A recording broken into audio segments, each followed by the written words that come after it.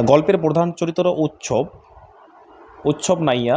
তার ডাক নাম হচ্ছে উৎসব। তাকে সবাই গ্রামে উৎসব বলেই ডাকতো।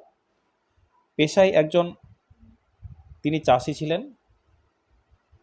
অন্যের জমিতে চাষ করে দিন যাপন করে। তার সংসারে ছিল স্ত্রী, তার স্ত্রী, পুত্র ও কন্যা। এই নিয়ে তার পরিবার। সুন্দরবনের বাদা অঞ্চলের তিনি বাসিন্দা ছিল।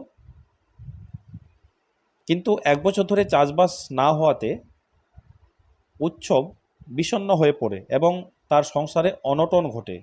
অর্থাৎ এই যে এক বছর কোনো রকমের চাষবাস হয়নি, তখন খাওয়ার আর কিছু থাকে না। তখন উৎসব মাথায় হাত দেয় এবং চিন্তিত হয়। এই দিনগুলোতে তখন অর্ধেক দিন পার করে দিত। তার পরের বছরেই আবার মাতলা নদীর গর্ভে ঘরবাড়ি ডুবে চলে যায়।